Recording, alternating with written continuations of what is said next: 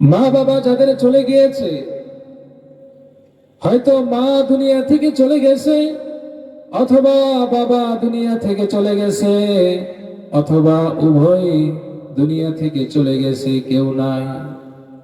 এমন সন্তান আজকের এই মাহফিলে উপস্থিত আছে। এজন্য কথাগুলো খুব মনোযোগ সহকারে শুনতে হবে এবং জীবনের সর্বোচ্চ চেষ্টা দিয়ে আমল করতে হবে। পারবো তো আমরা ইনশাআল্লাহ?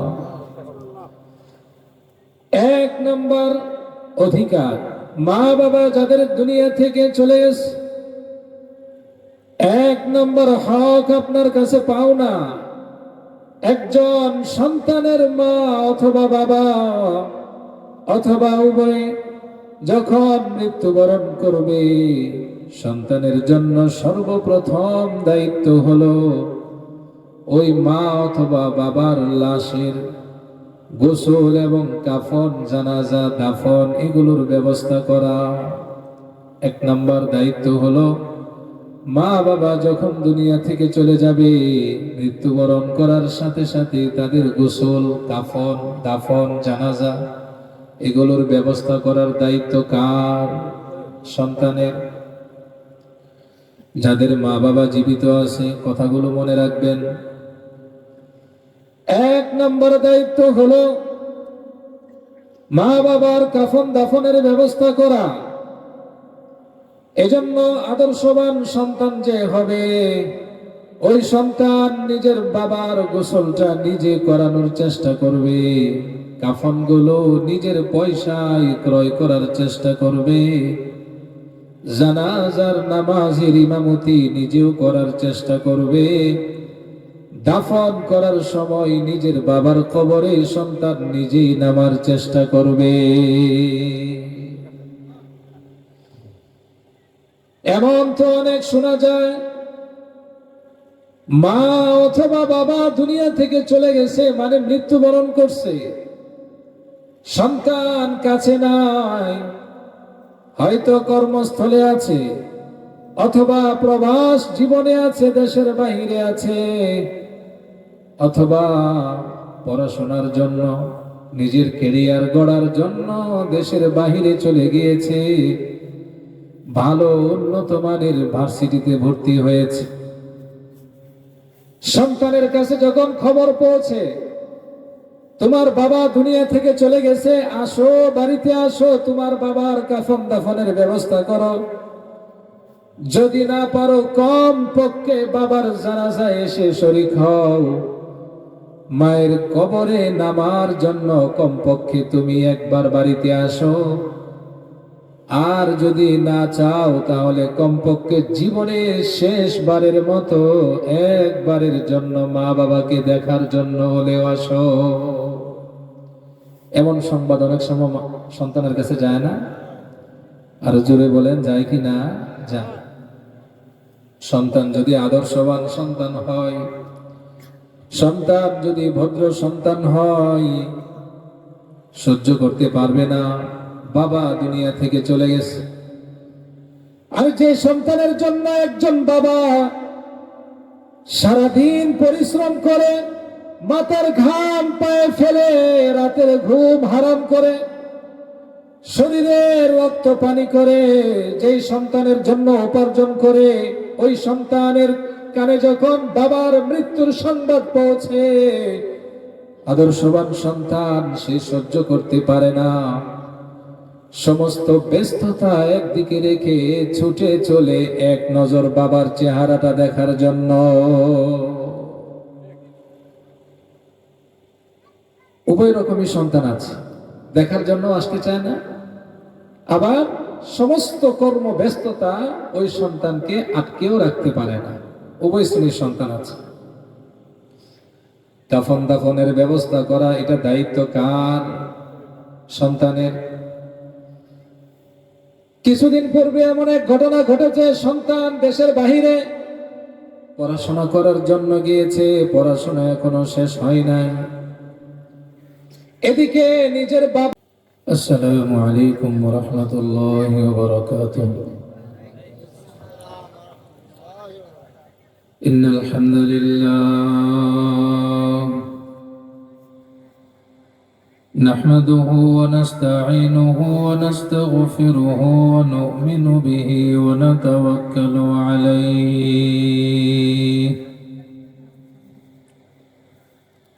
ونعوذ بالله من شرور أنفسنا ومن سيئات أعمالنا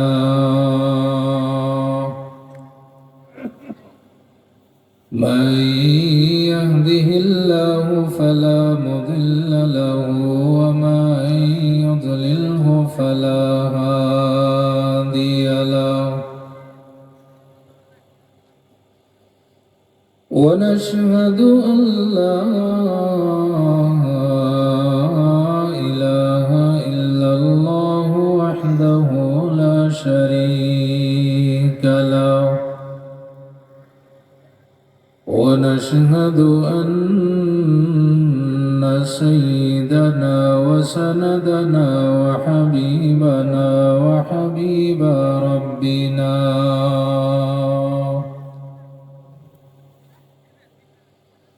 وطبيبنا وطبيب قلوبنا ومولانا محمدا عبده ورسوله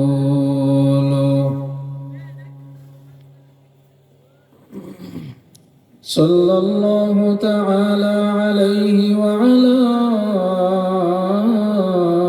آله وأصحابه وأزواجه وذرياته وبارك وسلم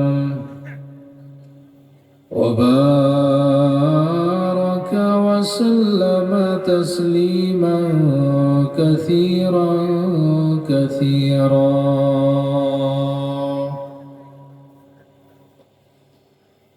أما بعد فأعوذ بالله من الشيطان الرجيم. بسم الله الرحمن الرحيم.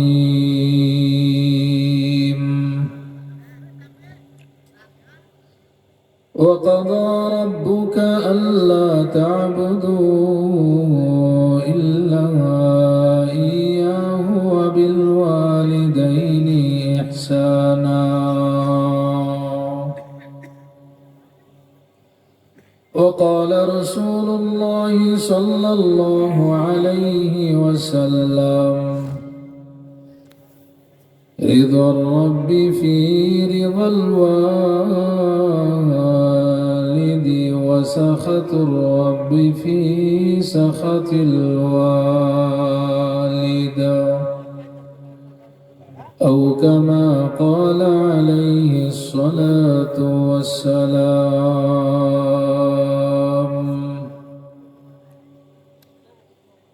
سبحانك لا علم لنا إلا ما علمتنا إنك أنت العليم الحكيم. اللهم صل على محمد وعلى آل محمد كما صليت على إبراهيم وعلى آل إبراهيم إنك حميد مجيد. اللهم بارك على محمد وعلى آل محمد كما باركت على إبراهيم وعلى آل إبراهيم إنك حميد مجيد. بعد توحید خداوند و درود مصطفی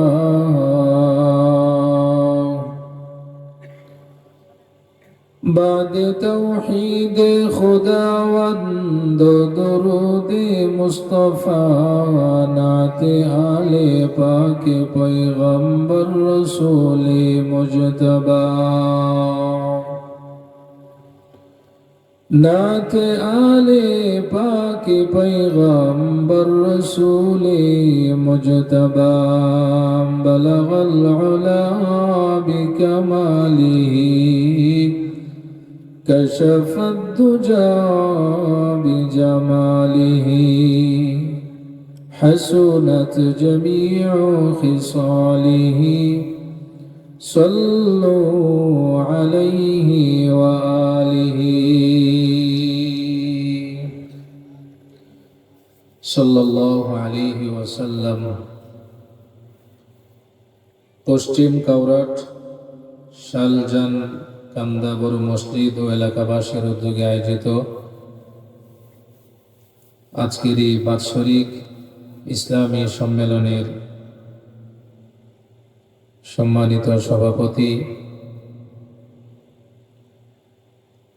উস্তাজে মুহতারাম হযরত মাওলানা হাফিজ মুস্তাকিম শাহিদ দামাত বরকাতুহুল আলিয়া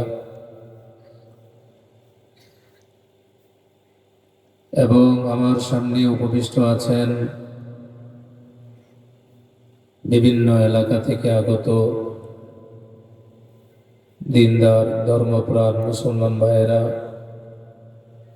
সমবয়সী যুবক ভাইয়েরা, মুরব্বিয়ানে কেরাম এবং পর্দার আড়ালের মা ও বোনেরা, মহান রব্বুল আলামিনের দরবারে আমরা লাখো কোটি শুকরিয়া জ্ঞাপন করি, যিনি আমাদেরকে আজকের এই পবিত্র কোরআনুল কারীমের মাহফিলে আল্লাহ তাআলা দয়া করে, মায়া করে, মহব্বত করে, ভালোবেসে সুন্দর এই দ্বীনি পরিবেশে আসার এবং বসার তৌফিক দান করেছেন।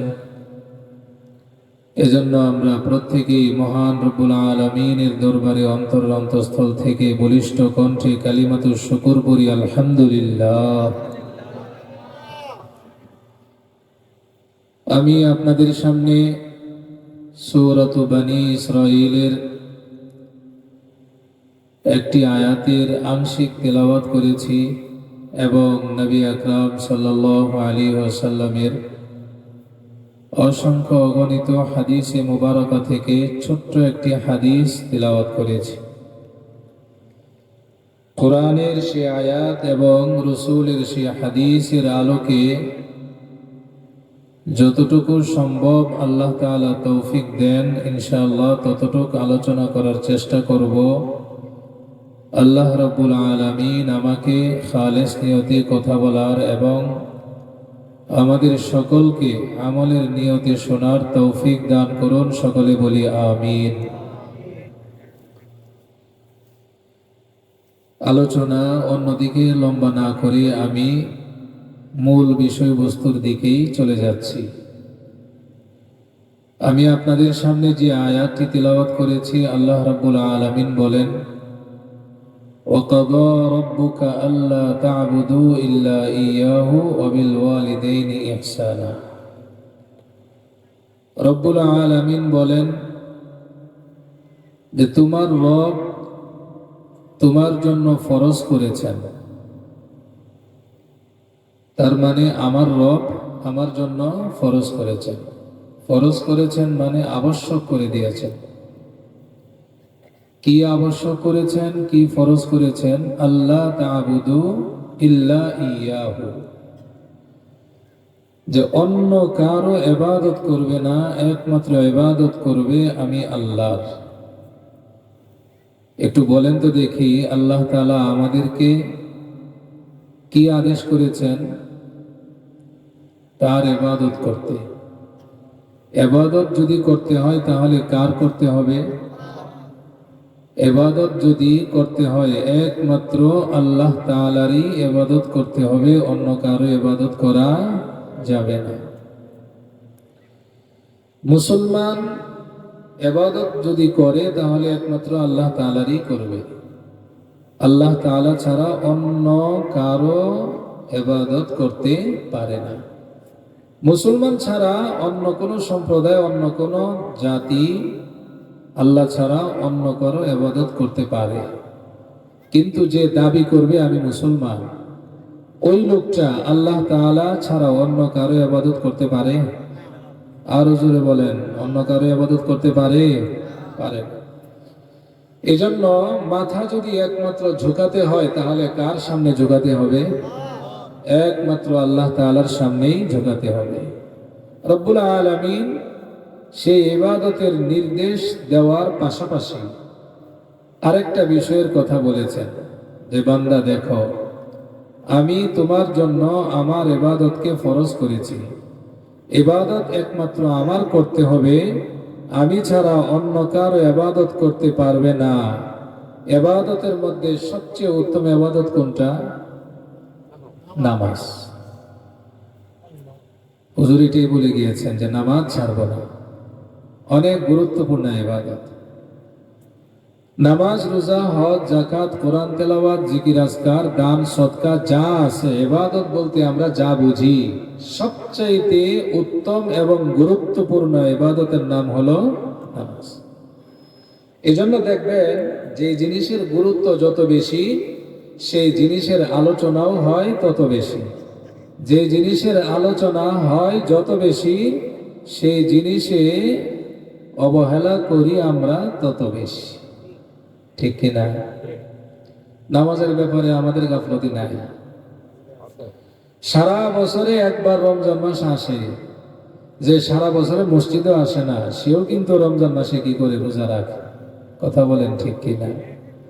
অথচ আল্লাহ তাআলা রোজা ফরজ করেছেন দৈনিক 5 বার, নাকি মাসে 3 দিন, বছরে 1 মাস।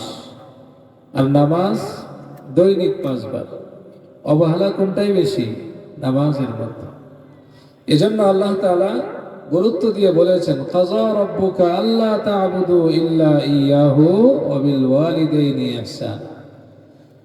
বান্দা যখন গুরুত্বপূর্ণ ইবাদত করবে, এরপরে আল্লাহ তাআলা আরেকটা বিষয় বান্দার জন্য লাজিম করে দিয়েছেন, আবশ্যক করে দিয়েছেন। বলবেন হুজুর সেটা কি? সেটা হলো, আল্লাহ বলেন, وَقَضَى رَبُّكَ أَلَّا تَعْبُدُوا إِلَّا إِيَّاهُ وَبِالْوَالِدَيْنِ إِحْسَانًا। বান্দা, তুমি যদি ইবাদত করতে চাও, তাহলে ইবাদত একমাত্র আমি আল্লাহ তাআলার করতে হবে। আমি আল্লাহ ছাড়া মুসলমান অন্য কারো ইবাদত করতে পারবে না। আর মুসলমান ইবাদত শেষ করার পর সাথে সাথে আল্লাহ তাআলা আরেকটা কাজ আমাদের জন্য আবশ্যক করে দিচ্ছেন, ওয়াবিল ওয়ালিদাইনি ইহসানা। মা বাবার সাথে সুন্দর আচরণ করা। মা বাবার সাথে কি করা বলেন? এই আয়াতের আলোকে উলামায়ে কেরাম মা বাবার কিছু অধিকার, কিছু হক নির্ধারণ করে দিয়েছেন। খুব সুন্দরভাবে পয়েন্ট ধরে ধরে উলামায়ে কেরাম এই আয়াতের আলোকে কয়েকটা হকের কথা বলেছেন। মোহতারাম হাজির, খুব সহজে বুঝি আমরা। মা বাবা যখন জীবিত থাকবে, তখন কিছু অধিকার, কিছু হক সন্তানের কাছে থাকে, পাওনা। যখন মা বাবা চলে যায়, মৃত্যুবরণ করে, মৃত্যুর পর সন্তানের দায়িত্ব শেষ হয় না, বরং সন্তানের জন্য আরো কিছু দায়িত্ব থেকে যায়। যে দায়িত্বগুলোর কথা উলামায়ে কেরাম খুব সুন্দরভাবে বলে দিয়েছে। আমি আপনাদের সামনে মা বাবা দুনিয়া থেকে চলে যাওয়ার পর একজন সন্তান হিসাবে আপনার কাছে মা বাবার কি অধিকার রয়েছে, কি পাওনা আছে, আমি ওই বিষয়গুলো নিয়ে কিছু কথা বলবো। জীবিত থাকা অবস্থায় যে অধিকারগুলো আছে আপনার কাছে, আপনার মা বাবা কি পাওনা, কি অধিকার, কি হক, সেটা আমি আজকে আলোচনা করব না। আমি আজকে আলোচনা করব মা বাবা যাদের চলে গিয়েছে, মৃত্যুবরণ করছে, তাদের কি করণীয়। একটু দেখান তো দেখি কাদের মা বাবা নাই, হাত তুলে দেখান। যে কেউ একজন হোক অথবা দুজন। নাই, মারা গিয়েছেন, মৃত্যুবরণ করেছেন, দুনিয়া থেকে চলে গিয়েছেন, হাত নামান। আমরা অনেক সময় মনে করি মা বাবা চলে গেছে, আমার দায়িত্ব শেষ। না,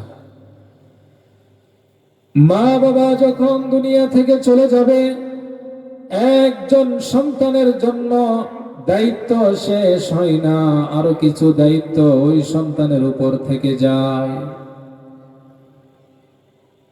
মোহতারাম হাজিরিন, যাদের মা বাবা দুনিয়া থেকে চলে গেছে, বিশেষ করে কথাগুলো ভালো করে শুনবেন এবং যথাসম্ভব আমল করার চেষ্টা করবেন।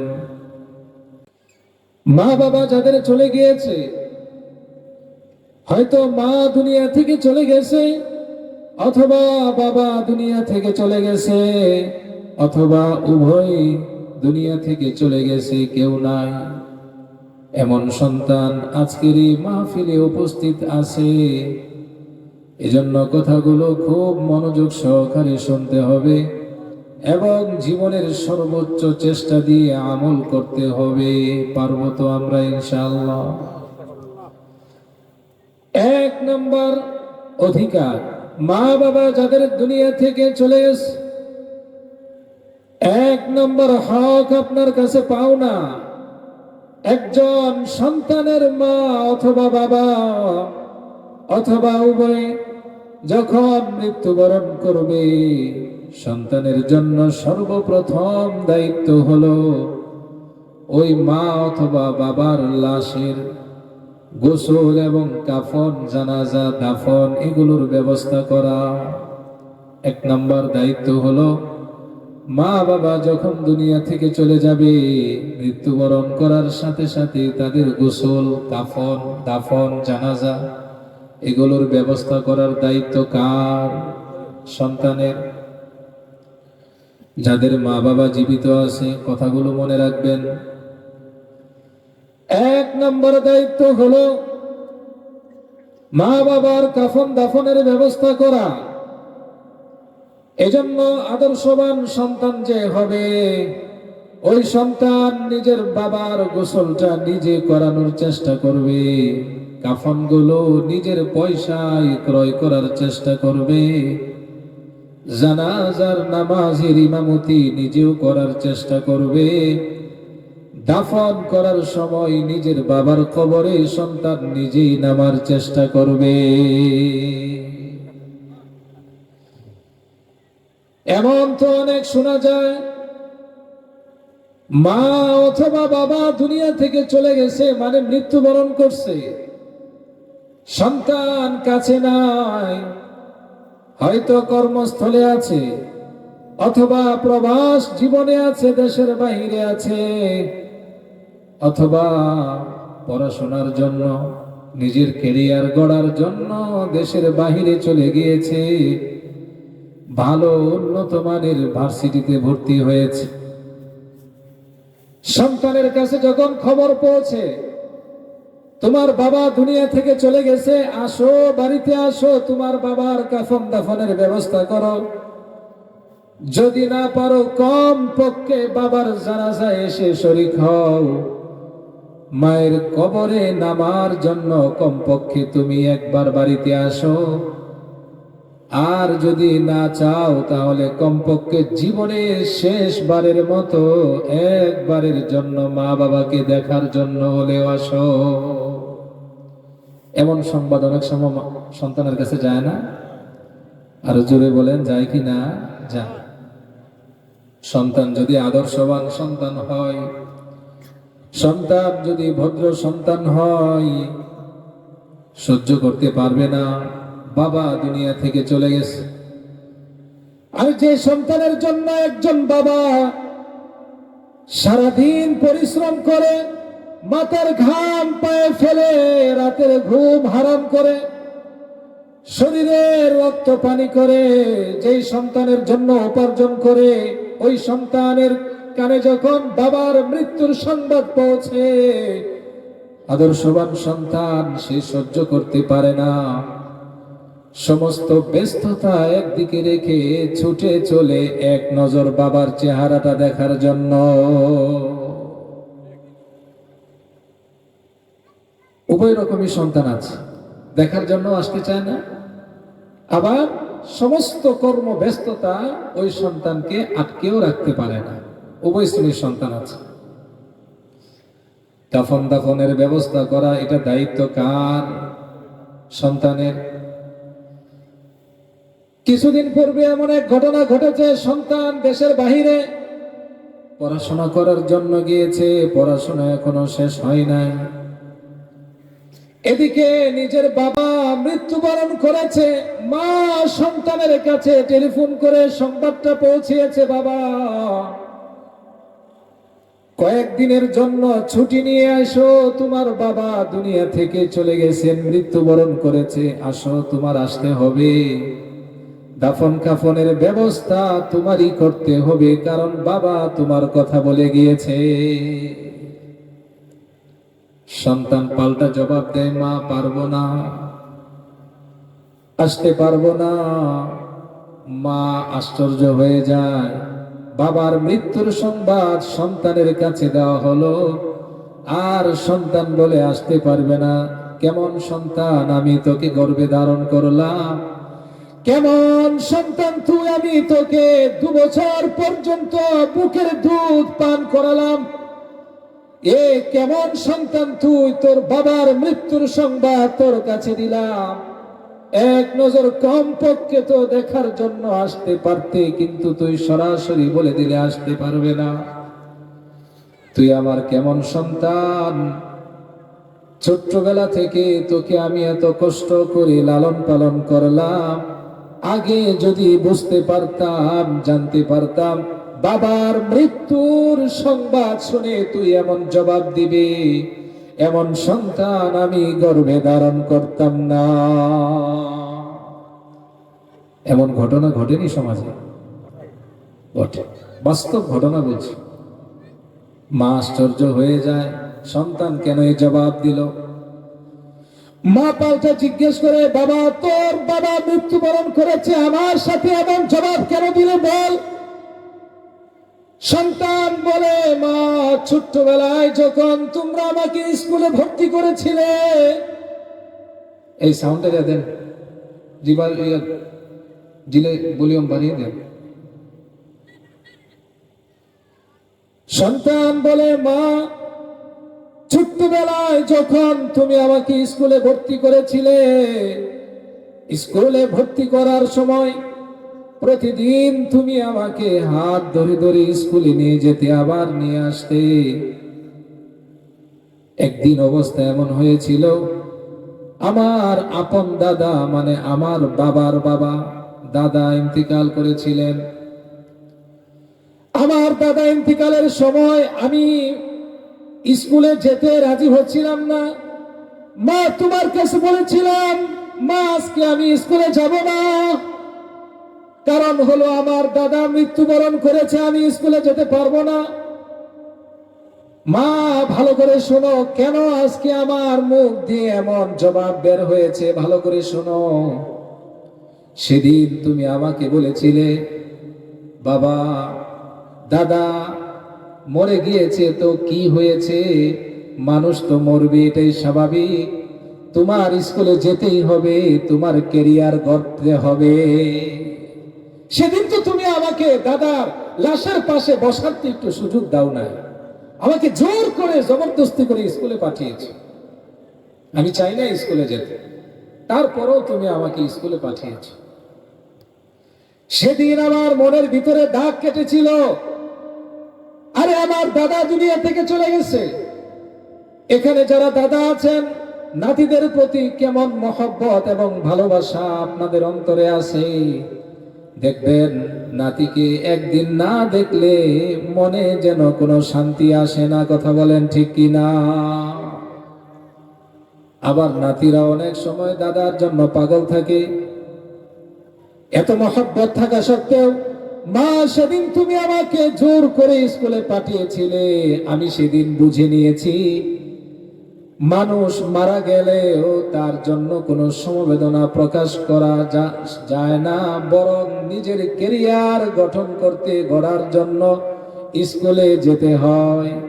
আজকে আমার বাবা দুনিয়া থেকে চলে গেছে, আমাকে সংবাদ দিয়েছো, সেই ছোট্টবেলার ঘটনা আমার মনে পড়ে গিয়েছে, যেদিন আমার দাদার সামনে দাঁড়িয়ে দাঁড়িয়ে আমি কাঁদছিলাম আর তোমার কাছে বলছিলাম, মা স্কুলে যেতে পারবো না, জোর করে আমাকে স্কুলে পাঠিয়েছো। আজকে আমার ক্যারিয়ার গড়ার জন্য শুধু দেশে নয়, দেশ থেকে বিদায় দিয়ে বিদেশে আমাকে পাঠিয়েছো।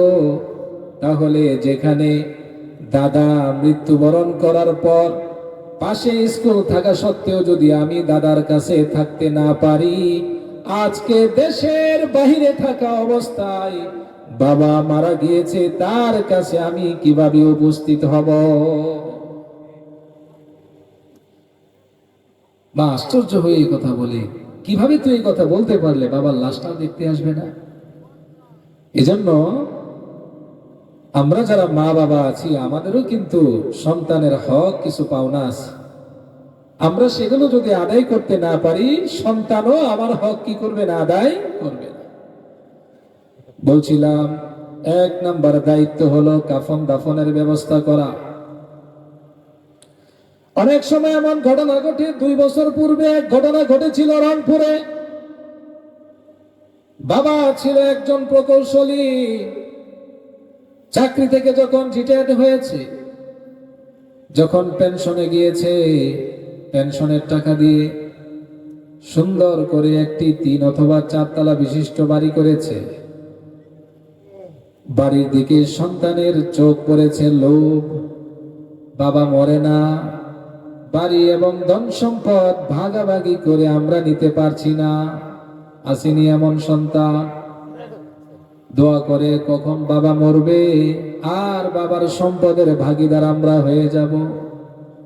সমাজে অভাব নাই, অনেক আছে। সন্তানরা এমন এক কাজ করলো, নিজের বাবার সম্পদ ভাগাভাগি করার জন্য কোর্ট কাছারিতে গিয়েও লাভ হয় না। বাবা তো এখনো জীবিত থাকা অবস্থায় বাবা যদি সন্তানকে সম্পদ না দেয়, এই সম্পদ সন্তান ভোগ করার অধিকার রাখে না। বাবা যখন ইন্তেকাল করবে, অটোমেটিক সন্তানরা ওই সম্পদের মিরাস সূত্রে মালিক হয়ে যাবে। কিন্তু বাবাও মরতেছে না, এদিকে সম্পদও ভোগ করতে পারতেছে না। একদিন নয়, 2 দিন নয়, 3 দিন নয়, হঠাৎ একদিন সন্তানরা মিলে পরামর্শ করলো কি করা যায়। বাবাকে ধরে বৃদ্ধাশ্রমে দিয়ে আসছে। নাউজুবিল্লাহ, নাউজুবিল্লাহ বলবেন না। বাবাকে কোথায় দিয়ে আসছে? বৃদ্ধাশ্রমে দিয়ে এসে বলে, কোর্টে গিয়ে বলে বাবা মৃত্যুবরণ করেছে, নাই বাবার সম্পদগুলো আমাদের মাঝে ভাগ করে দেন। বাড়িতে খোঁজ নিয়ে দেখা গেল আসলে বাবা বাড়িতে নাই। তারা বিশ্বাস করলো যে আসলে মনে হয় মারা গেছে। কিছুদিন পর যখন সন্তানরা বাবার সমস্ত ধন সম্পদ ভাগাভাগি করে যখন তারা প্রত্যেকের অংশ বুঝে নিয়েছে, বৃদ্ধাশ্রম থেকে সংবাদ আসলো, আপনার বাবা ইন্তেকাল করেছে, বাবার লাশটা নিয়ে যান। সন্তান বলে, বাবার লাশ নেওয়ার সময় সুযোগ আমাদের নাই, কর্মব্যস্ততা আমাদের আছে, কি করা যায়? আপনার বাবার লাশটা নিবেন না? সন্তান বলে, দায়িত্বে যারা আছে তাদেরকে বলি, যত টাকা পয়সার প্রয়োজন সমস্ত টাকা পয়সার ব্যবস্থা আমি করে দিচ্ছি, দাফন কাফনের ব্যবস্থা আপনারা করে দেন। নাউজুবিল্লাহ। এমন সন্তান সমাজের মধ্যে অভাব নাই। আরে যে বাবা তোমার জন্য এত কষ্ট করলো, এত বাড়ি গাড়ি তোমার জন্য করতে গিয়ে কত কষ্টের সম্মুখীন হলো, বাবার সমস্ত কষ্টগুলোকে তুমি অমূল্যায়ন করলে। যে মা তোমার জন্য এত কষ্ট করলো, 10 মাস পর্যন্ত তুমি মায়ের গর্ভে ছিলে, তোমার শরীরের ওজন ছিল 2 থেকে 2.5 কেজি ওজনের। মায়ের পেটের ভিতরে এত ভারী একটা জিনিস মা 10টা মাস পর্যন্ত তোমাকে নিয়ে ঘোরাফেরা করেছে, কত কষ্ট করেছে। সন্তান গর্ভে ধারণ করার কষ্ট করেছে, প্রসবের কষ্ট করেছে, দুধ পান করানোর কষ্ট করেছে, লালন পালনের কষ্ট করেছে। সমস্ত কষ্টগুলো মা একাই সহ্য করেছে, বরদাস্ত করেছে। কেমনে তুই পারলে মা বাবার মৃত্যুর পর তাদের দাফন কাফনের ব্যবস্থা করার জন্য কিভাবে সন্তান হয়ে অস্বীকার করলে? 1 নম্বর দায়িত্ব, মা বাবার কাফন দাফনের কি করতে হবে? ব্যবস্থা করতে হবে। 2 নম্বর দায়িত্ব হলো, মা বাবা চলে গেছে, দাফন কাফন শেষ, জানাজা পড়া শেষ, কবরস্থ করা হয়েছে। 2 নম্বর দায়িত্ব আপনার একজন সন্তান হিসাবে, মা বাবার যদি কোনো ঋণ থাকে সেই ঋণগুলো পরিশোধ করা। আমরা অনেক সময় এদিকে খেয়াল করি না। বাবা মারা গেছে, মা মারা গেছে, 3 দিন পর একটা দোয়ার আয়োজন করে খাবার দাবার খাওয়ায় সব শেষ, এরপরে আর কোনো খবর নাই। 1 বছর পর যখন ওই তারিখটা ঘুরে ঘুরে আসে, আবার আরেকদিন নাম কাওয়াস্তে একটা দোয়ার আয়োজন করি, শেষ না। একজন সন্তান হিসেবে দায়িত্ব এখানে শেষ না, দায়িত্ব আছে মৃত্যুর পর, দাফন কাফনের পর আপনার উপর দায়িত্ব হলো ওই মা বাবার উপরে যদি কোনো ঋণ থাকে সেই ঋণগুলো পরিশোধ করা। এখন ঋণ 2 ধরনের হয়ে থাকে। একটা ঋণ হলো আল্লাহ তাআলার সাথে সম্পৃক্ত, আরেকটা ঋণ হলো বান্দার সাথে সম্পৃক্ত। মুহতারাম হাজিরিন, হুকুকুল্লাহ, আল্লাহ তাআলার হক। আপনার বাবা দুনিয়া থেকে চলে গেছে, কিন্তু আপনার বাবা নামাজ পড়তো না। এমন অনেক সন্তানের মা বাবা আছে যারা নামাজ পড়ে না, আছে না নাই? যাদের মা বাবা নামাজ পড়তো না, দুনিয়া থেকে চলে গেছে, হুকুকুল্লাহ, আল্লাহর হক নষ্ট করেছে। এটা হলো আল্লাহর ঋণ। এই ঋণ পরিশোধ করা একজন সন্তানের উপরে দায়িত্ব। বলবেন, হুজুর বাবা নামাজ পড়ে নাই, এই নামাজের দায়িত্ব কিভাবে আদায় করব? আল্লাহ তাআলার এই হক, এই ঋণ আমরা কিভাবে পরিশোধ করব?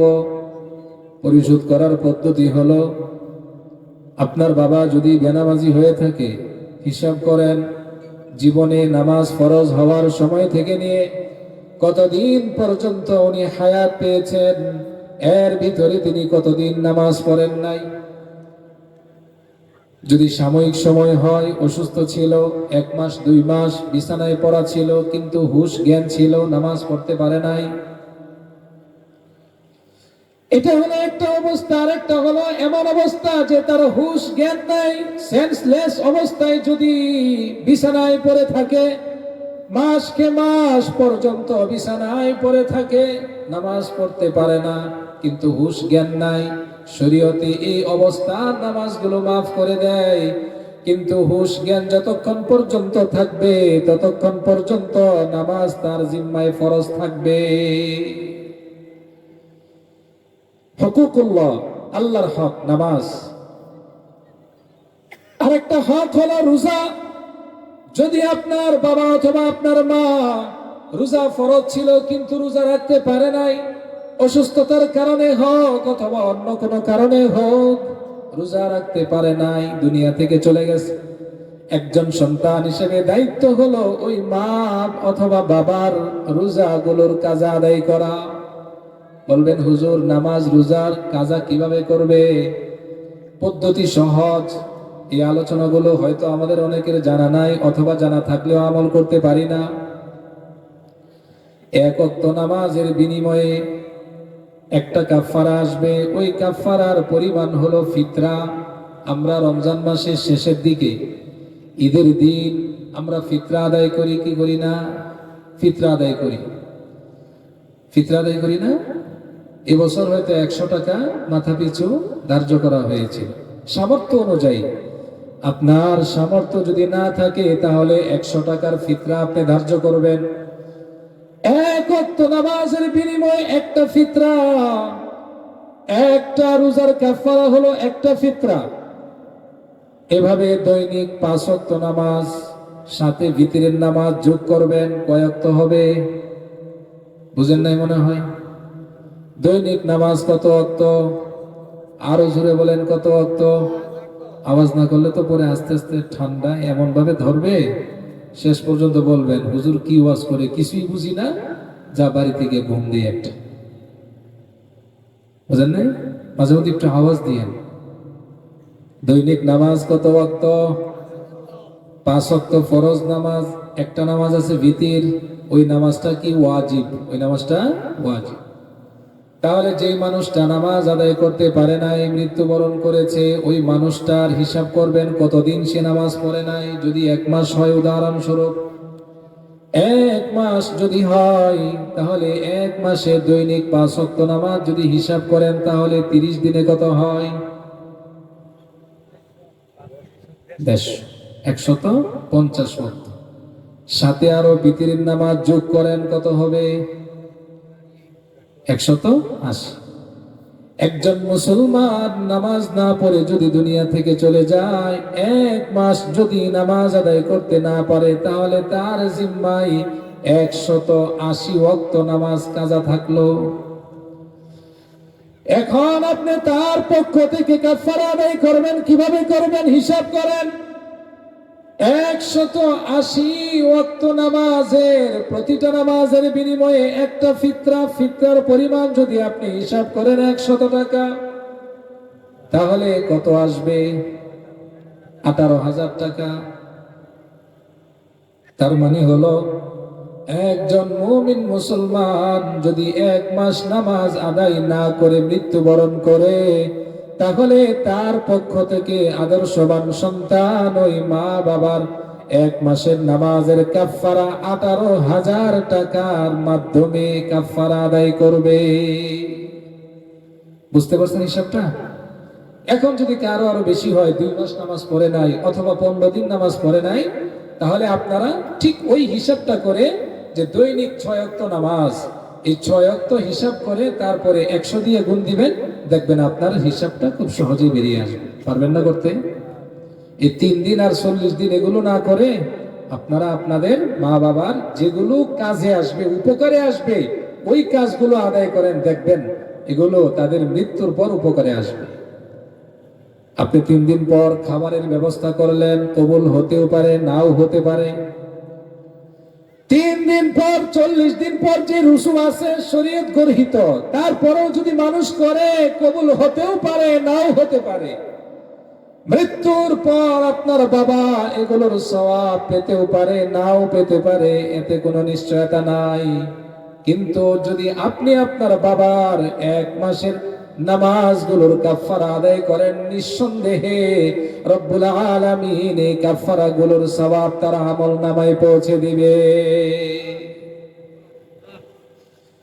এজন্য নবী আকরাম সাল্লাল্লাহু আলাইহি ওয়াসাল্লাম বলেন, একজন মানুষ যখন দুনিয়া থেকে চলে যায়, ওই মানুষটার জিম্মায় যদি কোনো ঋণ থাকে, ঋণ সেই ঋণটা বলছিলাম আল্লাহরও হতে পারে অথবা মানুষেরও হতে পারে, হুকুকুল্লাহ হতে পারে, হুকুকুল ইবাদ বান্দার হক হতে পারে, অথবা আল্লাহর হক হতে পারে। যে কোনো ধরনের হক হোক না কেন, মানুষটা যখন দুনিয়া থেকে চলে যায়, যত নেক আমল তার আমল নামায় থাকুক না কেন, যত নেক আমল তার আমল নামায় থাকুক না কেন, রাসূল বলেন জান্নাতে যাওয়ার জন্য ওই ঋণটা তার মাঝখানে পার্টিশন হয়ে যায়। মানে ওই লোকটা জান্নাতে ঢুকতে পারে না, মাঝখানে বাধা। সেই বাধাটার নাম কি? ঋণ। এটা হলো হুকুকুল্লাহ এর কথা বললাম। যদি হজ ফরজ হয়ে থাকে, আপনি বাবা হজ করতে পারে নাই, মৃত্যুর পর আপনি বদলি হজ করান। এভাবে প্রত্যেকটা হুকুমের ব্যাপারে একই অবস্থা। বিপরীতে আসেন হুকুকুল ইবাদ, বান্দার হক। আজকাল সমাজে বান্দার হক অনেক নষ্ট হয় আমাদের দ্বারা। আমরা সেগুলো বান্দার হক নষ্ট হচ্ছে এটা মনেও করি না। এই যে অনেক সময় বাচ্চাদেরকে নিয়ে আমরা তামাশা করি না, টিটকারি করি, আরো নানান ধরনের উপহাস করি বাচ্চাদেরকে নিয়ে, করি কি করি না? বাচ্চার হক নষ্ট করা হয় এভাবে, আমরা বুঝি না হক এটা নষ্ট হচ্ছে, আমরা মানতে চাই না, বুঝি তো না। হুকুকুল ইবাদ এটা অনেক ধরনের হতে পারে। আপনার কাছে কেউ টাকা পয়সা পাবে, এটা এক ধরনের ঋণ বান্দার। আপনি কারো সাথে খারাপ আচরণ করেছেন, আপনি কারো সম্পদ অন্যায়ভাবে আত্মসাৎ করেছেন, হুকুকুল ইবাদ আপনি নষ্ট করলেন, কিয়ামতের দিন বাঁচতে পারবেন না। এই হকদাররা আপনার সামনে এসে দাঁড়াবে। রাসূলুল্লাহ সাল্লাল্লাহু আলাইহি ওয়াসাল্লাম সাহাবায়ে কেরামকে জিজ্ঞেস করলেন, এ আমার সাহাবারা বলো তো দেখি, সবচেয়ে নিঃস্ব এবং অসহায় ব্যক্তি কে? রাসূল কি জিজ্ঞেস করলেন? সবচেয়ে নিঃস্ব এবং অসহায় গরিব মানুষ কে বলো তো দেখি। সাহাবায়ে কেরামের অভ্যাস ছিল এটা, রাসূল যখন কোনো প্রশ্ন করতেন, আপনাদের কষ্ট হচ্ছে? কষ্ট হচ্ছে আপনাদের? এই অল্প সময় শেষ করে দিব। রাসূল যখন কোনো কথা জিজ্ঞেস করতেন সাহাবায়ে কেরামকে, বলো তো দেখি এটা কি, সাহাবায়ে কেরাম কি বলতেন? আল্লাহু ওয়া রাসূলুহু আলাম। যে প্রশ্ন আমাদেরকে করেছেন এই প্রশ্নের সঠিক জবাব কি আল্লাহ এবং তার রাসূল ভালো জানেন আমাদের চেয়ে। এই অভ্যাসটা কাদের ছিল? সাহাবায়ে কেরাম। আমাদের সমাজের অবস্থা কি? মুফতি সাহেবের কাজ সাধারণ মানুষ করে দেয়, মসজিদে এসে জিজ্ঞেস করেছে এক রাকাত পাই নাই, আমি তো পরে 2 রাকাত পড়েছি, আরেকজনে বলে সমস্যা নেই হয়ে গেছে। আছে না নাই? ফতোয়া রাস্তাঘাটে দোকানপাটে চায়ের দোকানে বসতে দেখবেন ফতোয়াবাজির শেষ নাই। একজনে বলল হুজুর আজকে কি ওয়াজ করছে, থু এটা ওয়াজ হইলো। আরেকজনে কয় না ভালো করছে। আরেকজনে কয় হুজুরে এই যে কথাটা বলছি এই কথাটা সঠিক হয় নাই। বুঝলেন নাই? অথচ সাহাবায়ে কেরামের অভ্যাস ছিল এই বিষয়ে যে অভিজ্ঞ সে ভালো জানেন। ইয়া রাসূলুল্লাহ আপনি যে প্রশ্ন আমাদেরকে করেছেন এই প্রশ্নের সঠিক জবাব কি আল্লাহ এবং তার রাসূলই ভালো জানেন। রাসূলুল্লাহ সাল্লাল্লাহু আলাইহি ওয়াসাল্লাম সাহাবায়ে কেরামকে নিয়ে বসে মুযাকারা করতেছেন, হঠাৎ একটা বিকট শব্দ, একটা আওয়াজ শুনতে পেলেন। রাসূল জিজ্ঞেস করলেন, আমার সাহাবারা বলো তো দেখি কিসের আওয়াজ শুনেছো তোমরা? সাহাবায়ে কেরাম বলেন, ইয়া রাসূলুল্লাহ ইয়া হাবিবাল্লাহ, আওয়াজ তো একটা আমরা শুনেছি, তবে শব্দটা কিসের আল্লাহ এবং তার রাসূল ভালো জানে। আমরা হলে কি বলতাম? হঠাৎ করে যদি এখন এই মুহূর্তে একটা আওয়াজ হয়, অনেকে আছে লাফ দিয়ে উঠবে, কি হয়েছে? একজন বলবে কি ব্যাপার, কিসের আওয়াজ? যদি হুজুর জিজ্ঞেস করে আচ্ছা বলেন তো কিসের আওয়াজটা হয়েছে, কেউ বলবে এনে অনেকগুলো মোটরসাইকেল রাখা আছে, হয়তো কোনটার চাকা পাংচার হয়েছে, বলবে কি বলবে না? অথবা কেউ বলবে হয়তো জেনারেটরে কোনো সমস্যা হয়েছে। এক একজনে এক একটা উত্তর দিয়ে দিবে, এটাই তো আমাদের পরিবেশ না? কিন্তু সাহাবায়ে কেরাম কি বলছেন? আল্লাহু ওয়া রাসূলুহু আলাম, আল্লাহ এবং তার রাসূল ভালো জানেন। আওয়াজ তো একটা শুনেছি আমরা, তবে কিসের আওয়াজ সেটা আল্লাহ এবং তার রাসূল ভালো জানেন। রাসূল বলেন শোনো, 40,000 বছর পূর্বে জাহান্নামের উপর থেকে একটা পাথর ছাড়া হয়েছে, পাথর নিক্ষেপ করা হয়েছে। 40 বছর অথবা 40,000 বছর পূর্বে একটা পাথর জাহান্নামের উপর থেকে নিক্ষেপ করা হয়েছে নিচের দিকে। 40 বছর পর ওই পাথরটা কেবলমাত্র জাহান্নামের তলদেশে এসে পৌঁছেছে। আল্লাহু আকবার।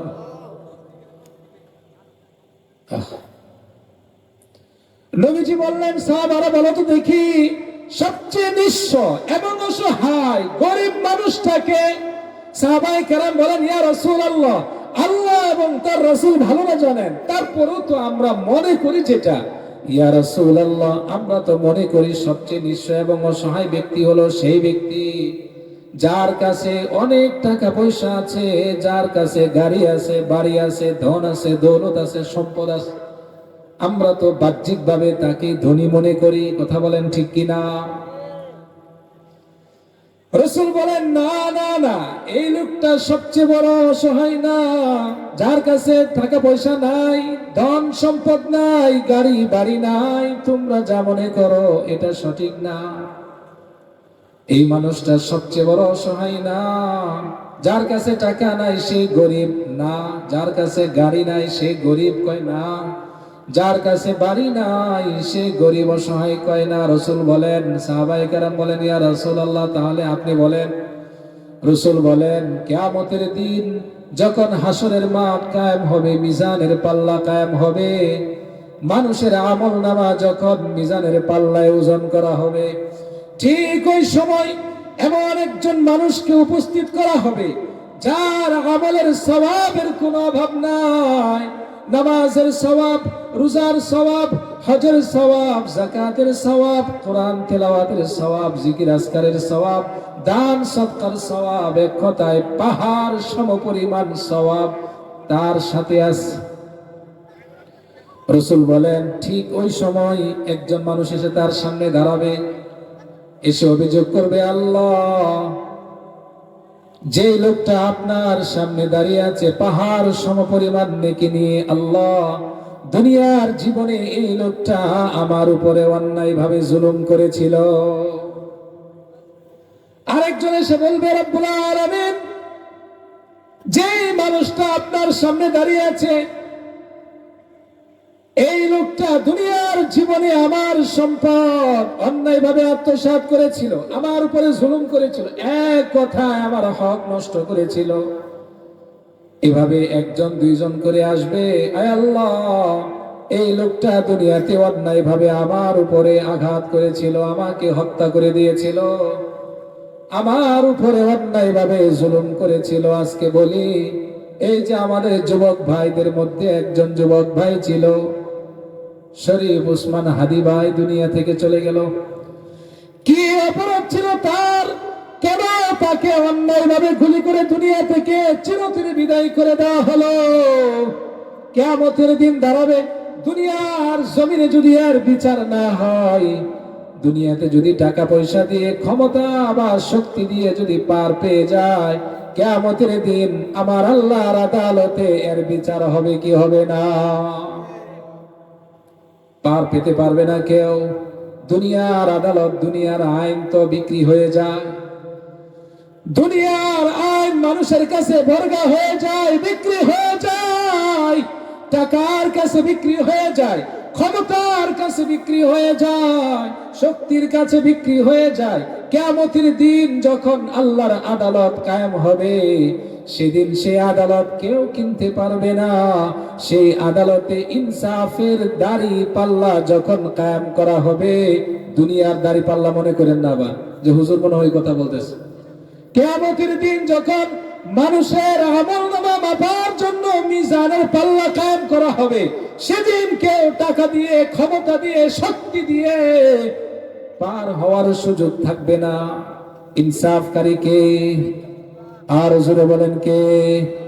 আল্লাহ কারো উপর জুলুম করবে না, আল্লাহ জুলুম করবে না। হয়তো ইনসাফ করবেন অথবা ইহসান করবেন, ইনসাফ করবেন অথবা ইহসান করবেন, জুলুম আল্লাহ তাআলা বান্দার উপরে করবেন না। প্রতিটা হত্যা এবং খুনের বিচার সেদিন হবে। রব্বুল আলামিন বলেন, বিআইয়ি যামবিন কুতিলাত, এই যে দুনিয়ার মানুষগুলোকে অন্যায়ভাবে হত্যা করা হয়, কোনো বিচার মানুষ পায় না। আদালত প্রাঙ্গণে মানুষ দৌড়াতে দৌড়াতে নিজের বাড়িঘর, ভিটা মাটি পর্যন্ত বিক্রি করে শেষ, ভিক্ষার ঝুলি হাতে নিয়ে ঘুরে, তারপরও কোনো বিচার পায় না। বিচার চলে যায় টাকাওয়ালার কাছে, বিচার চলে যায় ক্ষমতাধরের কাছে, বিচার বিভাগকে কিনে নেয় সম্পদশালীরা, আর গরিবরা বিচার পাওয়ার জন্য ঘুরতে ঘুরতে নিজেদের জীবন পর্যন্ত শেষ করতে হয়। কথা বলেন ঠিক কিনা? রব্বুল আলামিন বলবেন, লিমানিল মুলকুল ইয়াউম, দুনিয়ায় অনেক ক্ষমতা ছিল মানুষের, অনেক বাহাদুরি দেখিয়েছো, আজকে যেই হাসরের মাঠ কায়েম হলো, লিমানিল মুলকুল ইয়াউম, আজকের রাজত্ব কার? সেদিন আল্লাহ বলে দিবেন, লিমানিল মুলকুল ইয়াউম লিল্লাহিল ওয়াহিদিল কাহ্হার, একমাত্র ক্ষমতা, একমাত্র রাজত্ব, একমাত্র বাদশাহিত্ব সেদিন একমাত্র থাকবে কার জন্য? আর জোরে বলেন কার জন্য? রাসূল বলেন, সে রবের সামনে দাঁড়াবে পাহাড় সমপরিমাণ নেক নিয়া। দলে দলে মানুষ উপস্থিত হবে। আল্লাহ, এই লোকটা আমার উপরে জুলুম করেছে, এই লোকটা আমার সম্পদ আত্মসাৎ করেছে। আল্লাহ বলবেন কথা ঠিক, সেদিন অস্বীকার করার সুযোগ নাই। যদি অস্বীকার করতে চায় মুখের মধ্যে মোহর লাগিয়ে দেওয়া হবে। ওই বান্দার হাত সেদিন কথা বলবে, চোখ সেদিন কথা বলবে, পা সেদিন কথা বলবে। এমন মানুষের শরীরে যে চামড়া আছে, স্কিন আছে, সেই স্কিন পর্যন্ত কথা বলবে। বাঁচার কোনো সুযোগ থাকবে না। আল্লাহ বলবেন এই লোকটার ঋণ পাওনা পরিশোধ করো। বান্দা বলবে আল্লাহ টাকা পয়সা তো আনি নাই। আল্লাহ বলবেন এখানে কোনো টাকা পয়সা চলবে না। এ আল্লাহ, তাহলে ঋণ কিভাবে পরিশোধ করব? আল্লাহ বলবেন তোমার আমল নামায় যে নেকি আছে ওই নেকির দ্বারা তুমি তার পাওনা পরিশোধ করো। একজনের পাওনা পরিশোধ করলো, আরেকজন এসে দাঁড়াবে, আল্লাহ তার কাছে আমার এই পাওনা। আল্লাহ বলবেন দাও, তার পাওনা পরিশোধ করো। এভাবে এক এক করে করে যখন প্রত্যেকটা মানুষের পাওনা পরিশোধ করতে থাকবে নেকির দ্বারা, এক পর্যায়ে তার আমল নামার সমস্ত নেকি শেষ হয়ে যাবে, কিন্তু তখনও পাওনাদার বাকি থাকবে। আল্লাহ বলবেন তোমার তো সমস্ত নেক আমল শেষ হয়ে গেল, নেকি শেষ হয়ে গেল, পাওনাদার এখনো বাকি আছে, তাদের পাওনা পরিশোধ কিভাবে করবে? সেদিন বান্দা বলবে আল্লাহ নেকি যা ছিল সব শেষ হয়ে গিয়েছে, এখন পাওনা আমি আর কিভাবে পরিশোধ করব? রব্বুল আলামিন বলবেন তাহলে এক কাজ করো, ওই পাওনাদারের যে গুনাহ আছে সেই গুনাহগুলো তুমি তোমার কাঁধে বহন করো। এভাবে যখন পাওনাদারদের গুনাহ নিজের কাঁধে বহন করতে থাকবে, যে মানুষটা পাহাড় সমপরিমাণ নেক নিয়ে আল্লাহর দরবারে উপস্থিত হয়েছিল, ওই মানুষটা সমস্ত নেক পাওনাদারকে পরিশোধ করার পর গুনার বোঝা মাথায় নিয়ে জাহান্নামে নিক্ষিপ্ত হবে। রাসূল বলেন সাহাবারা ওই লোকটা হলো সবচেয়ে বড় অসহায়। এবার গরিবকে বুঝতে পারছেন? আমরা তো আমাদের সমাজে মনে করি যার টাকা, গাড়ি বাড়ি নাই, ক্ষমতা নাই, শক্তি নাই, এই লোকটাই সবচেয়ে বড় গরিব। না মুহতারাম হাজিরিন, 2 নম্বর হকের কথা বলছিলাম, হুকুকুল ইবাদ এবং হুকুকুল্লাহ, আল্লাহর হক এবং বান্দার হক, এগুলো পরিশোধ করা। যাদের মা বাবা দুনিয়া থেকে চলে গেছে পারবেন তো তালাশ করেন, মামার মা বাবার কাছে কেউ টাকা পয়সা অথবা তাদের সাথে কারো কোনো মনোমালিন্যতা ছিল কিনা, তাদের আচরণে কেউ কষ্ট পেয়েছে কিনা, আত্মীয় স্বজনের কাছে খোঁজ খবর নেন, অথবা বাবার বন্ধু বান্ধবের কাছ থেকে খোঁজ খবর নেন, অথবা মায়ের বান্ধবীর কাছ থেকে খোঁজ খবর নেন, দেখেন তার আচরণে কেউ কষ্ট পেয়েছে কিনা। এভাবে হুকুকুল ইবাদ এবং হুকুকুল্লাহ, এই ঋণগুলো পরিশোধ করা, এটা হলো সন্তানের 2 নম্বর দায়িত্ব। 3 নম্বর দায়িত্ব হলো যদি মা বাবা কোনো ওসিয়ত থাকে, মা বাবা মৃত্যুর সময় যদি কোনো বিষয় ওসিয়ত করে থাকে, আর যদি সেই ওসিয়তটা বৈধ ওসিয়ত হয়, শরীয়ত সম্মত ওসিয়ত হয়, এমন কোন বিষয়ের ওসিয়ত না যে ওসিয়ত বাস্তবায়ন করতে গেলে শরীয়ত লঙ্ঘন হয়, মা বাবার কথা ততক্ষণ পর্যন্ত মানা যাবে যতক্ষণ পর্যন্ত তাদের কথা মানতে গেলে আল্লাহর বিরুদ্ধে না যায়। মা বাবার কথা ততক্ষণ পর্যন্ত মানা যাবে যতক্ষণ পর্যন্ত তাদের কথা মানতে গেলে ইসলাম এবং শরীয়তের বিপক্ষে না যায়।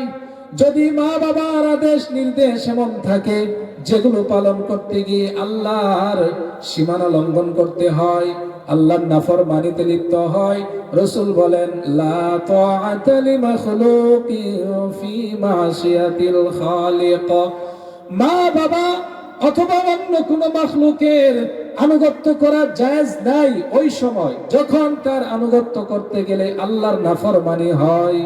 অনেক সময় মা বাবা সন্তানকে আদেশ করে, এমন বিষয়ের আদেশ করে যে আদেশ মানতে গেলে শরীয়ত লঙ্ঘন হয়। উদাহরণস্বরূপ যদি বলি, সন্তান যখন বড় হয়, বিশেষ করে ছেলে সন্তান যখন বড় হয়, আস্তে আস্তে মুখের মধ্যে দাড়ি গজায় কি গজায় না? দাড়ি যখন উঠতে থাকে, অনেক মা বাবা আছে এমন সন্তানকে বলে দাড়ি শাসো, দাড়ি রাখতে পারবা না, এমন আদেশ করে কি করে না? না, আমাদের সমাজ এমন মা বাবার আদেশ মানা যাবে না।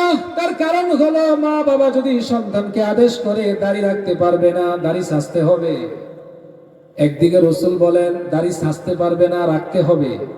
দাড়ি কাটতেও পারবে না যতক্ষণ না কুবজা, এক মুষ্টি যতক্ষণ পর্যন্ত না হবে, দাড়ি কাটারও সুযোগ নাই, ছাটারও সুযোগ নাই, সাসার তো প্রশ্নই আসে না।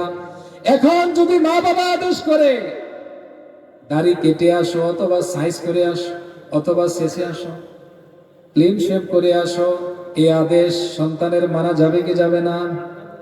যাবে না। কেন?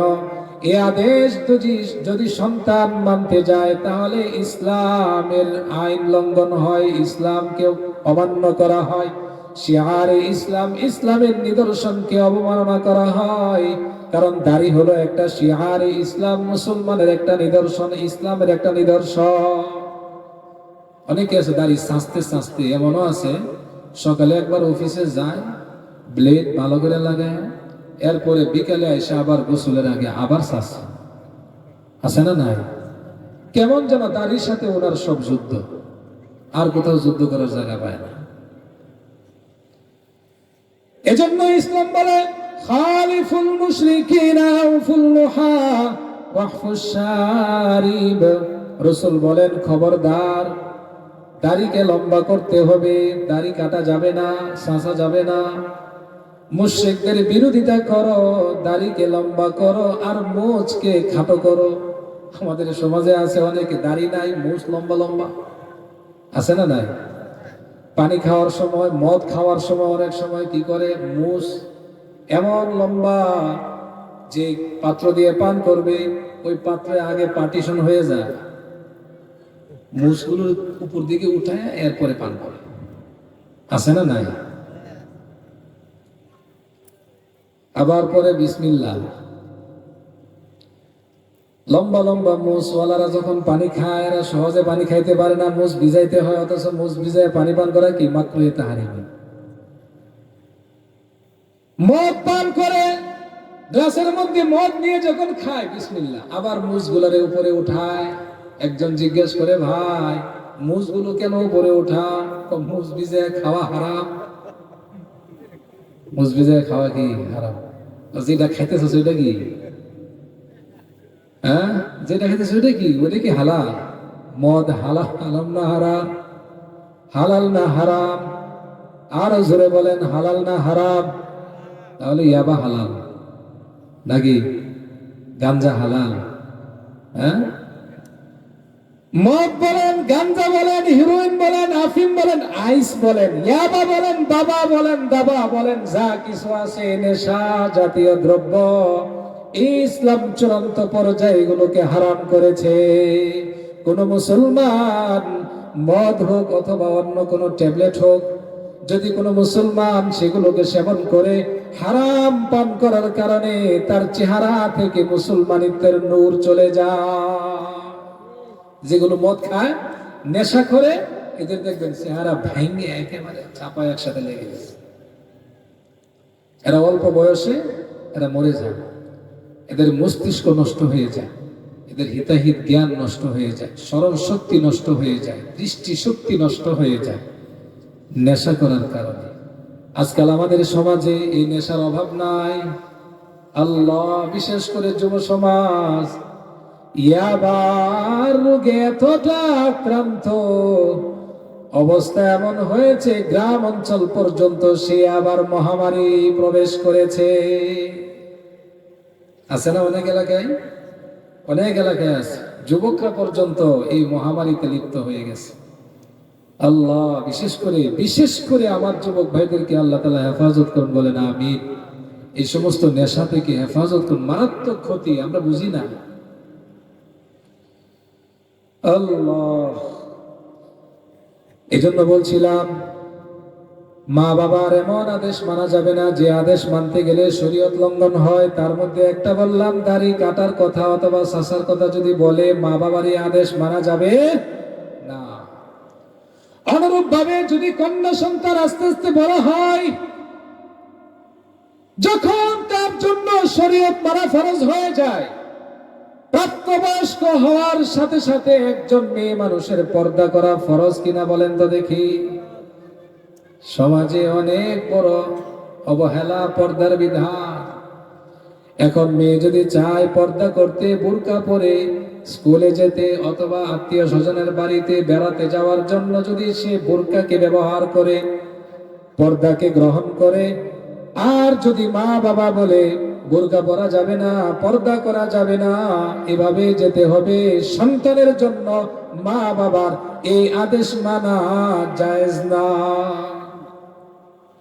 এজন্য রাসূল বলেন, লা তাআতা লিমাখলুকিন ফি মাসিয়াতিল খালিক। মাখলুকের কথার আনুগত্য করতে গিয়ে যদি রব্বুল আলামিনের মাসিয়াত হয়, নাফরমানি হয়, ও আদেশ সন্তানের জন্য মানা যাবে না। এজন্য বলছিলাম ৩ নাম্বার হক হলো, মা বাবা যদি কোনো ওসিয়ত করে যায়, আর সে ওসিয়ত যদি বৈধ ওসিয়ত হয়, শরীয়ত সম্মত ওসিয়ত হয়, তাহলে সেই ওসিয়ত বাস্তবায়ন করা এটা সন্তানের দায়িত্ব। কয়টা দায়িত্ব গেল? 3টা। 1 নাম্বার হলো মারা যাওয়ার পর তাদের কাফন দাফনের ব্যবস্থা করা। 2 নাম্বার হলো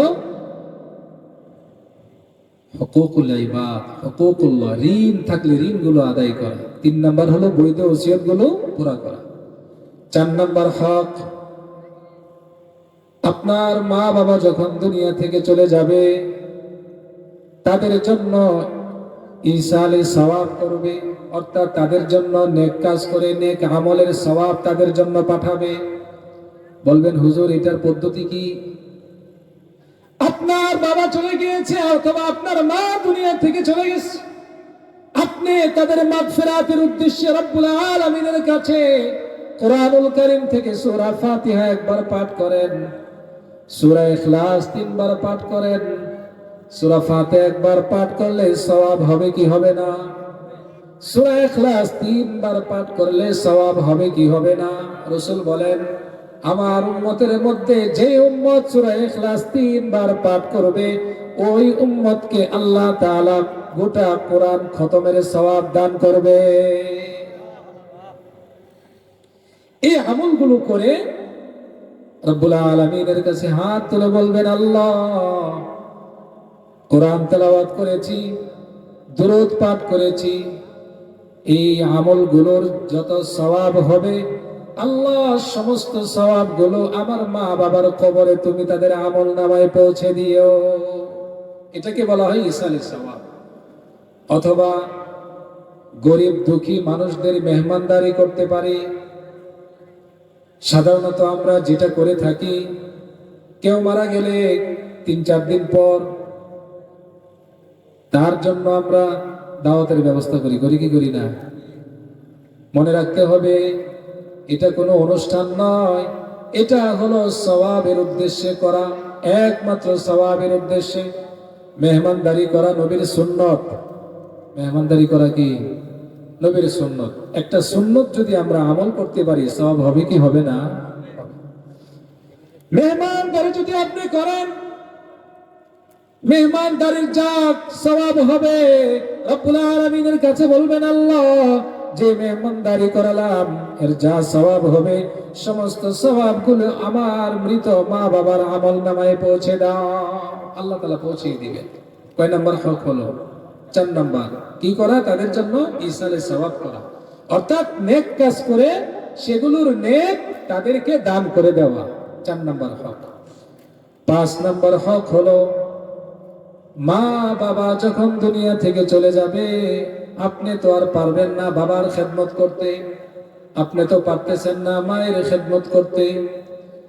অথচ কত সন্তান এমন আছে, মা বাবা জীবদ্দশায় মা বাবাকে পেয়ে যায়, কিন্তু তাদের খেদমত করতে পারে না, খেদমত করে না, বরং তাদের সাথে খারাপ আচরণ করে, তাদেরকে ভালোবাসতে চায় না, তাদের সাথে কথা বলে কর্কশ ভাষায় কথা বলে। অথচ রব্বুল আলামিন বলেন, ইম্মা ইয়াবলুগান্না ইনদাকাল কিবারা আহাদুহুমা আও কিলাহুমা ফালা তাকুল লাহুমা উফফিন ওয়ালা تنهرهما وقل لهما قولا كريما রব্বুল আলামিন বলেন, শোনো হে আমার বান্দারা, তোমরা যারা তোমাদের মা বাবাকে পেয়ে যাবে বার্ধক্য অবস্থায়, একজন হোক অথবা উভয়কে হোক, বার্ধক্য অবস্থায় যখন পেয়ে যাবে, বিশেষ করে রব্বুল আলামিন বার্ধক্যের কথা কেন বললেন? কারণ মা বাবা যখন বার্ধক্যে উপনীত হয়, ওই সময় মা বাবার খেদমতের প্রয়োজন হয় বেশি। আল্লাহ তাআলা বলেন, ওই সময় তোমরা খবরদার মা বাবার সাথে খারাপ আচরণ করবে না, এমনকি মা বাবার আচরণে তোমরা অসন্তুষ্ট হয়ে উফ শব্দ তাদের সামনে উচ্চারণ করবে না। রাসূল বলেন, যে লোকটা তার মা বাবা দুজন অথবা একজনকে পেয়ে গেল কিন্তু তাদেরকে খুশি করে জান্নাত কামাই করতে পারলো না, রাসূল বলেন ওই লোকটা ধ্বংস হয়ে যাক, জাহান্নামে যাক, নাউজুবিল্লাহ বলেন। তাহলে বোঝা গেল মা বাবা এটা জান্নাতে যাওয়ার উসিলা। নবীজির কাছে সাহাবী আসলেন, ইয়া রাসূলুল্লাহ, যুদ্ধের ময়দানে জিহাদ করার জন্য যেতে চাই। আল্লাহ রাসূল বলেন, আলাকা ওয়ালিদাই, তোমার কি মা বাবা আছে? সাহাবী বলেন, ইয়া রাসূলুল্লাহ, হ্যাঁ মা বাবা আছে। আল্লাহ রাসূল বলেন, ইরজি ইলা ওয়ালিদাইকা, তুমি তোমার মা বাবার কাছে ফিরে যাও, ফাজাহিদহুমা, তাদের খেদমত করো, এটাই তোমার জন্য জিহাদ।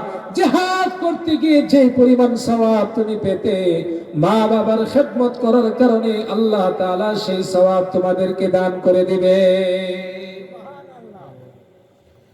মুহতারাম হাজিরিন, বলছিলাম মা বাবা দুনিয়া থেকে চলে যাওয়ার পর মা বাবার খেদমত করার সুযোগ নাই, কিন্তু দায়িত্ব শেষ হয় নাই। এখানে একটা দায়িত্ব হলো, আপনি আপনার বাবার খেদমত করতে পারবেন। পদ্ধতি হলো, আপনার বাবার যারা বন্ধু বান্ধব ছিল, যাদের সাথে আপনার মা বাবা চলাফেরা করতেন, এমন মানুষ সমাজে থাকে না? বাবা চলাফেরা করতেন, যাদেরকে আমরা চাচা বলি, জেঠা বলি। বাবা যখন দুনিয়া থেকে চলে যাবে, বাবা খেদমত করার সুযোগ আছে। বাবার যারা বন্ধু ছিল, বাবার যাদের সাথে চলাফেরা করত, তাদের খোঁজ খবর রাখা, তাদেরকে সম্মান করা, তাদের সময় সুযোগে যেভাবে হোক সহযোগিতা করা।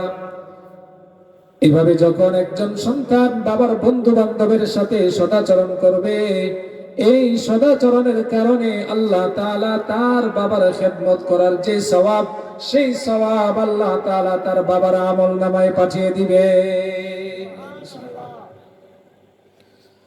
অনুরূপভাবে মা যদি চলে যায়, মায়ের আপন বোন, খালা, তার খেদমত করবেন, তার খোঁজ খবর রাখবেন, মাঝে মধ্যে তাকে হাদিয়া দিবেন, সময় সুযোগে যেভাবে সম্ভব তাকে সহযোগিতা করবেন, অসুস্থ হলে চিকিৎসা করবেন।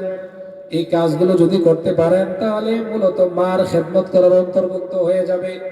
অনুরূপভাবে মায়ের যারা বান্ধবী ছিল, মা যাদের সাথে এলাকায় চলাফেরা করতেন, যাদের সাথে উঠা বসা করতেন, যাদের সাথে একান্ত ভালো সম্পর্ক ছিল, তাদের যদি খোঁজ খবর বা তাদের খেদমত যদি আমরা করতে পারি, তাহলে মূলত মারই খেদমত করার অন্তর্ভুক্ত হবে। এজন্য নবী আকরাম সাল্লাল্লাহু আলাইহি ওয়াসাল্লাম হযরত খাদিজাতুল কুবরা রাদিয়াল্লাহু তাআলা আনহা যখন দুনিয়া থেকে চলে গেলেন,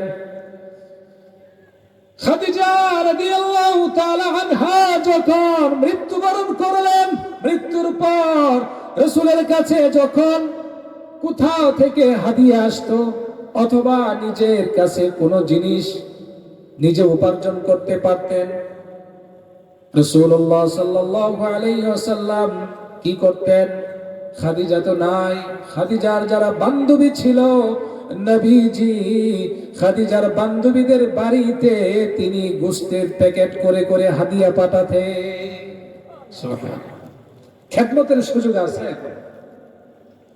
আম্মা জান আয়েশা সিদ্দিকা রাদিয়াল্লাহু তাআলা আনহা তিনি একবার এক কথা বলেই ফেললেন, ইয়া রাসূলুল্লাহ, খাদিজা সেই কবে মারা গেছে, আপনি তার জন্য এখনো কাঁদেন, তার জন্য এখনো মন খারাপ করেন?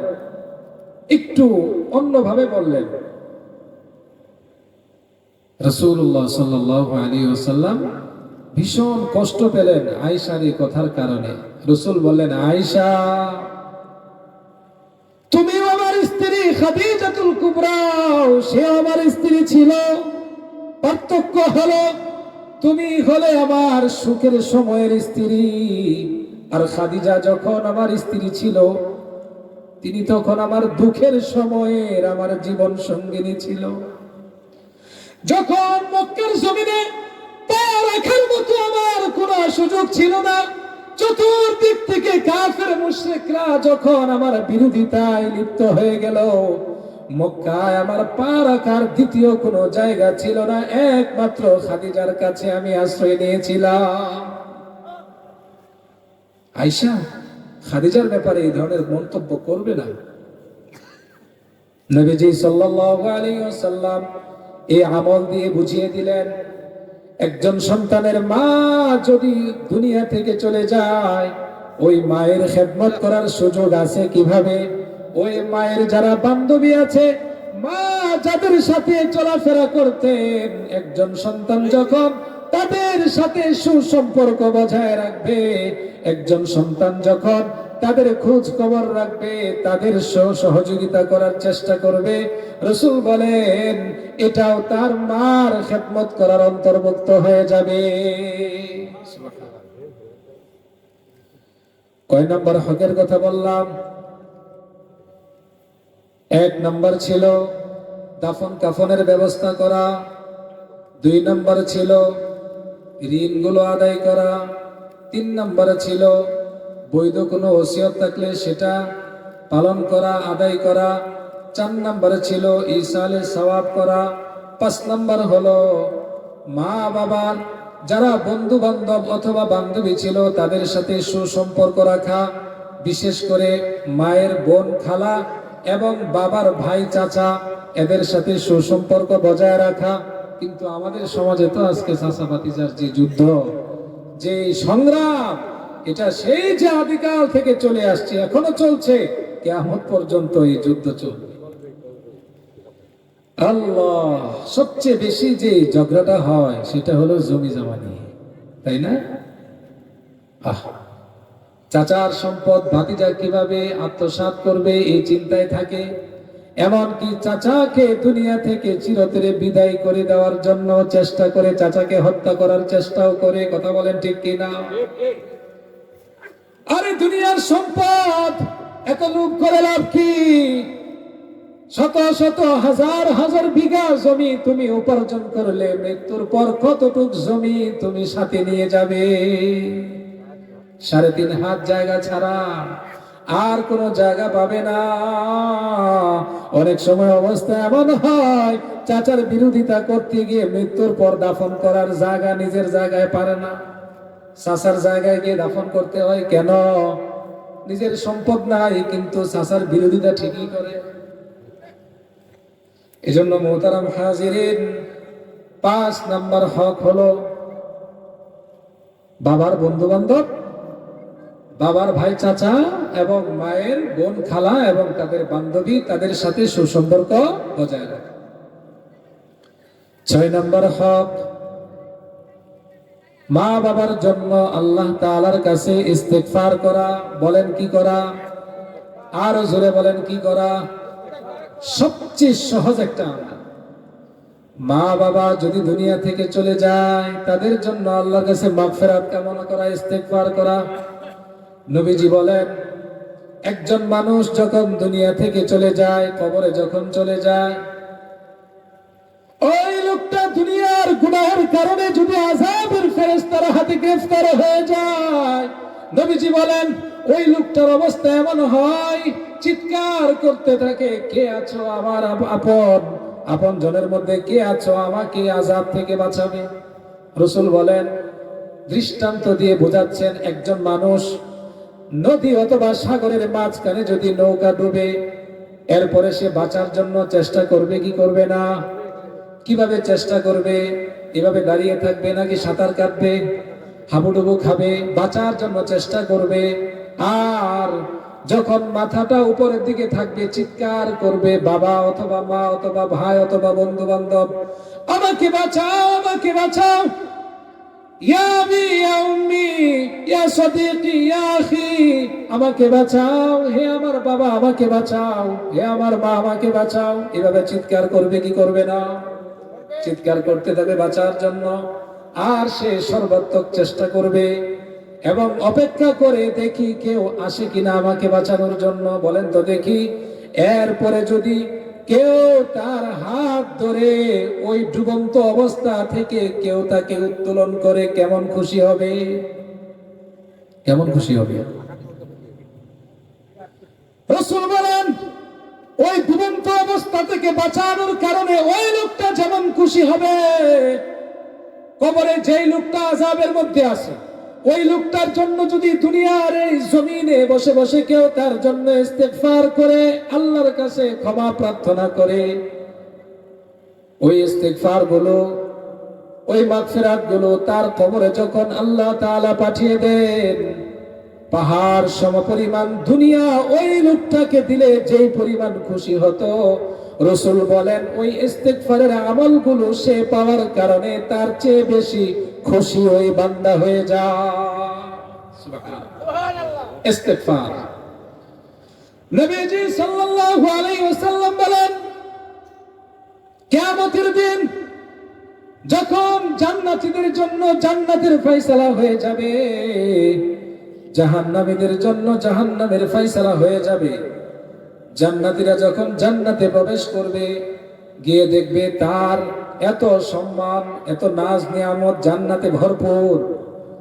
আশ্চর্য হয়ে বলবে, আল্লাহ, দুনিয়ার জীবনে এত ভালো কাজ করার তেমন সুযোগ পাই নাই, কিন্তু এত সম্মান এবং মর্যাদা আমার জন্য কিভাবে হলো?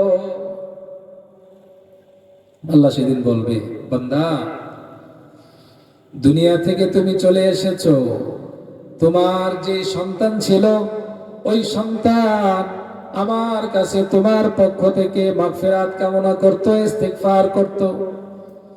তোমার সন্তান আমার কাছে দোয়া করত, রব্বুল আলামিন, মা বাবা দুনিয়া থেকে চলে গেছে, দুনিয়ার জীবনে শয়তানের ধোঁকায় পড়ে, আল্লাহ, ভুল করতে পারে, অপরাধ করতে পারে, এটাই তো স্বাভাবিক, মানুষ মানে তো ভুল, মানুষ তো ভুল করবে। আল্লাহ, আমার মা বাবা আজকে যদি অপরাধী হিসাবে তোমার কাছে আসামি হয়ে থাকে, আয় আল্লাহ, আমার মা বাবার পক্ষ থেকে তোমার কাছে ক্ষমা প্রার্থনা করেছি, আল্লাহ, মা বাবাকে মাফ করে দিয়ে জান্নাতের মেহমান বানিয়ে নাও।